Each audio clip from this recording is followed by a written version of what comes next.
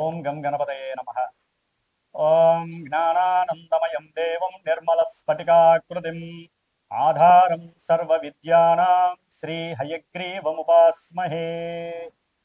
హయగ్రీవ అనుగ్రహ సిద్ధిరస్తు. వీక్షించేటటువంటి ప్రేక్షకులందరికీ కూడా ఈ యొక్క ఏప్రిల్ 14వ తేదీ నుండి మే 14వ తేదీ వరకు కూడా సూర్యనారాయణుడు అనగా మన యొక్క అంతరిక్ష భాషలో రవి, సూర్యుడు అనేటటువంటి పర్యాయ పదాలు ఉంటాయి. కాబట్టి ఈ సూర్య భగవానుడు మీనరాశిలో నుంచి మేషరాశిలోకి తన యొక్క ప్రవేశాన్ని కావిస్తూ ఉచ్చస్థితాన్ని కలిగినటువంటి 10 డిగ్రీల వరకు కూడా ఈ సూర్య భగవానుడు ఉచ్చస్థితిని కలిగి ఉంటాడు. కాబట్టి ఎంతోమంది రాశుల వారికి అట్లాగే సూర్యగ్రహ నక్షత్రాలైనటువంటి కృత్తికా నక్షత్రము, ఉత్తరా నక్షత్రము, ఉత్తరాషాఢ నక్షత్రము, అట్లాగే సింహరాశి, కొంతమంది రాశుల వారికి అట్లాగే ఈ నక్షత్రాల వారికి కూడా చాలా చక్కటి ఆరోగ్యము, అనుకున్న కార్య అధీష్టాలు, ఉన్నతమైనటువంటి ఉద్యోగ ప్రాప్తి కలగడానికి అవకాశం లభిస్తుంది. ముఖ్యంగా ఎవరైతే ప్రభుత్వ ఉద్యోగపరంగా ఎన్నో ఎగ్జామ్స్ రాసి ఎన్నోసార్లు ప్రభుత్వ ఉద్యోగాలకు సంబంధించినటువంటి పరీక్షలు రాసి ఉన్నారో వారందరికీ కూడా చక్కటి ఉత్తీర్ణత శాతం కలిగి అట్లాగే ఉద్యోగ ప్రాప్తి కలగటానికి అవకాశాలు మెండుగా ఉన్నాయి. ముఖ్యంగా ఈ యొక్క నెలలో ఏప్రిల్ 14 నుంచి కూడా మే 14 వరకు గ్రహస్థితుల్ని కనుక పరిశీలించినట్లయితే ముఖ్యంగా మాసవారి మేష సంక్రమణం అంటే రవి ఒక రాశిలో నుంచి ఇంకొక రాశిలోకి ప్రవేశించినప్పుడు సంక్రమణం అంటారు. ఇది చాలా విశిష్టమైనటువంటిది. అటు పితృదేవతలకి చాలా పవిత్రమైనటువంటి రోజు ఈ సంక్రమణం. అట్లాగే ఈ యొక్క సూర్య భగవానుడు నెలకి కరెక్ట్గా 1 డిగ్రీ చొప్పున రోజుకి 30 డిగ్రీలు కూడా పరిభ్రమిస్తూ 30 రోజుల్లో ఆయన మారేటటువంటి నక్షత్రాలను బట్టి వారి జాతక చక్రంలో ఎవరైతే ఈ రాశులు చూసుకుంటున్నారో వారి యొక్క జాతక చక్రంలో నడిచేటటువంటి దశలు, అంతర్దశలు, విదశల్ని బట్టి వారి యొక్క జన్మలగ్నాన్ని బట్టి ఈ సూర్య భగవానుడు ఎక్కడ ఉంటాడో ఆ యొక్క ఫలితాలని మనకి ఇప్పుడు ప్రసాదిస్తూ ఉంటాడు. మంచి కావచ్చు, చెడు కావచ్చు. కాబట్టి చాలామందికి రాశి మాత్రమే మా యొక్క నక్షత్రము, మా యొక్క రాశిదండి ఎలా ఉంటుంది అని మాత్రమే కనుక్కుంటున్నారు.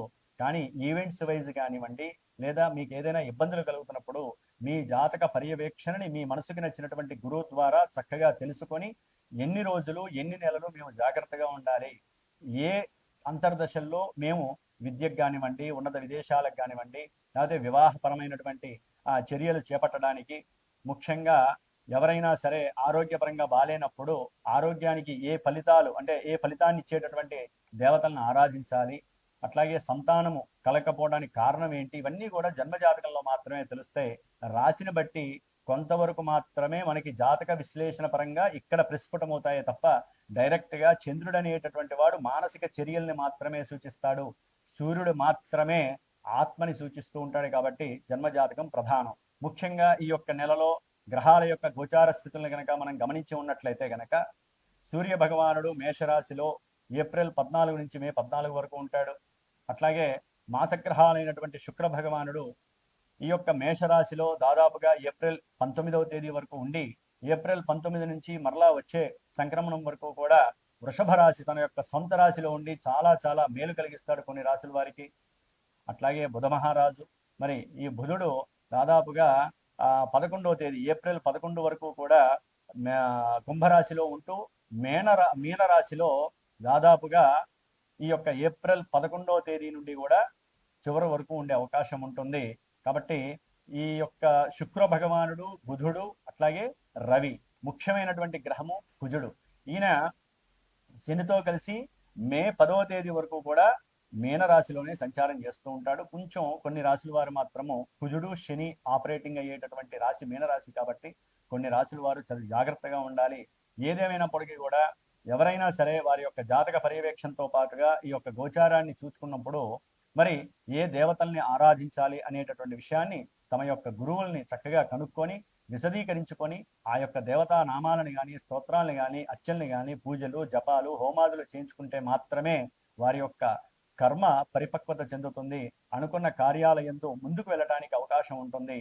కాబట్టి సర్వే జనా సుఖినో భవంతు అనేటటువంటి నామాన్ని అందరూ ఆచరించండి. గో రక్షతి రక్షిత, గోవుల్ని రక్షించండి, వాటి ద్వారా కలిగేటటువంటి పాజిటివ్ ఎనర్జీస్ మన దేశాన్ని భూగోళాన్ని కాపాడుతూ ఉంటాయి.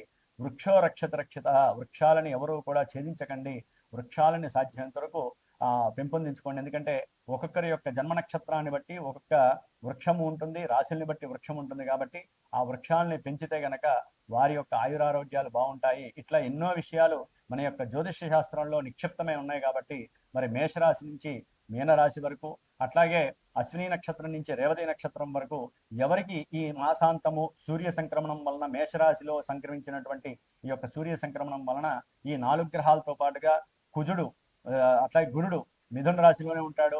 అట్లాగే శని భగవానుడు మీనరాశిలో ఉంటాడు. కేతువు సొంత నక్షత్రంలో సింహరాశిలో ఉంటాడు.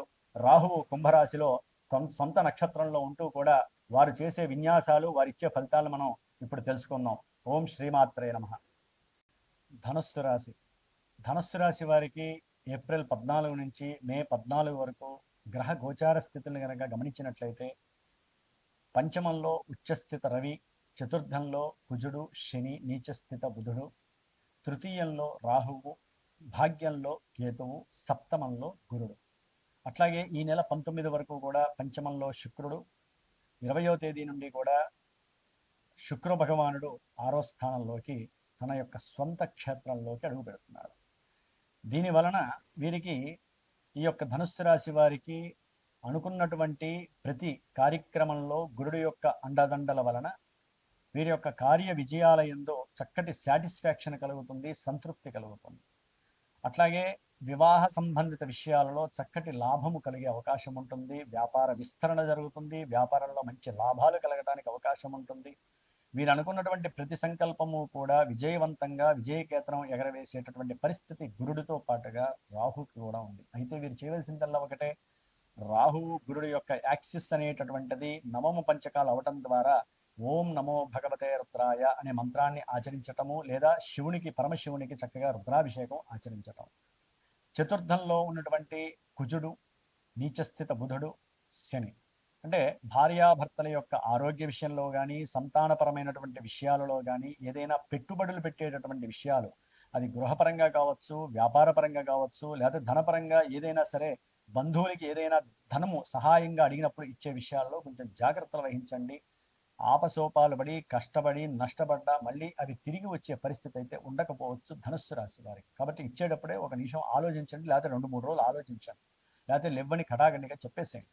ధనము మాత్రం సహకారం చేయకండి, తిరిగి రాదు. అది గృహపరంగాన, వారి యొక్క విద్యాపరంగాన అనేది తర్వాత విషయం. అట్లాగే కొంతమంది విద్యార్థులకి ఇది చాలా చాలా కష్టతరమైనటువంటి పరిస్థితి, ఎందుకంటే ఎగ్జామ్స్ కూడా జరుగుతున్నాయి కదా. అట్లాగే వాహనాల పరంగా ప్రయాణం చేసేటటువంటి ఎవరికైనా సరే ధనుస్సు రాశి వారికి కొంచెం ఇబ్బందికరమైనటువంటి ప్రమాదాలు జరగడానికి అవకాశాలు ఉన్నాయి, జాగ్రత్త. దాని వలన ఆర్థికంగా నష్టపోవడం కూడా జరుగుతోంది. ముఖ్యంగా ఎవరైనా సరే ప్రేమకి సంబంధించినటువంటి విషయాల యందు కనుక ఉన్నట్లయితే పెళ్లి చేసుకోవాలని వారికి కూడా కాస్త నెగిటివే కనిపిస్తోంది. కాబట్టి ఆ విషయాలలో కూడా వీరికి రాణింపు ఉండదు. ముఖ్యంగా ఏదైనా సరే ఉద్యోగ సంబంధిత విషయాలలో కంఫర్ట్నెస్ అనేటటువంటిది వీళ్ళకి తగ్గే అవకాశం ఉంటుంది. అసలు దేని మీద ఏ ఉద్యోగం చేయాలో తెలియదు, అసలు ఉద్యోగం ఉంటుందో ఉండదో తెలియదు. ఇట్లా లేకపోతే అసలు ఈ ఉద్యోగంలో ఉంచుతారా, వేరే దానికి ప్రమోట్ చేస్తారో తెలియదు. ఇట్లా కన్ఫ్యూజన్లో ఉండే పరిస్థితి కూడా ఉంటుంది. చేసేటటువంటి ప్రయాణాల మీద ఇష్టం ఉంటుంది, కానీ తెలియని భయం కూడా రాహు కేతు ఇస్తూ ఉంటాడు. వీరు సంకల్పంతో, ఏదైతే ధైర్యంతో, సాహసంతో, విక్రమంతో, వీరికి ఉన్నటువంటి తెలివితేటలతో నేను ఈ పని చేస్తే జరుగుతుంది అనుకుంటే ధనము చక్కగా వస్తుంది. కొంతమంది గృహ కట్టడాలకు సంబంధించి కానీ, వాహనాలు కానీ, భూముల పరంగా కానీ లావాదేవీలు చేసేటటువంటి వ్యాపారస్తులు కానీ, లేకపోతే మామూలు వాళ్ళు కానీ ఏదైనా చేయదలుచుకుంటే కనుక కొంచెం ఆలోచన చేసుకోండి. ఈ 3 గ్రహాలకి జపశాంతి చేసుకోండి. అట్లాగే సూర్య భగవానుడు ఉచ్చస్థితిలో 5వ స్థానంలో ఉండడం ద్వారా పిల్లలకి సంబంధించినటువంటి భాగ్యపరమైన విషయాల్లో కొన్ని జాగ్రత్తలు తీసుకోమనాలి. మీ యొక్క ఏకాగ్రత లెవెల్స్ కూడా పెరగడానికి అవకాశం ఉంటుంది.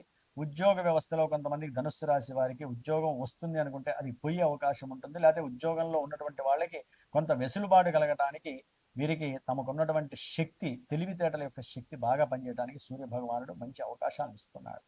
అట్లాగే శుక్ర భగవానుడు ఎప్పుడైతే 20వ తారీఖు నుంచి 6లోకి వస్తాడో భార్యాభర్తల మధ్య ధనపరమైనటువంటి, కుటుంబ బంధువులపరమైనటువంటి విషయాల గురించి మాట్లాడుకొని సమస్యలు ఉధృతమవుతాయి. చివరికి వీరికి అనుకూలమైనటువంటి సంసార జీవితం కూడా కొనసాగే పరిస్థితి ఉండదు.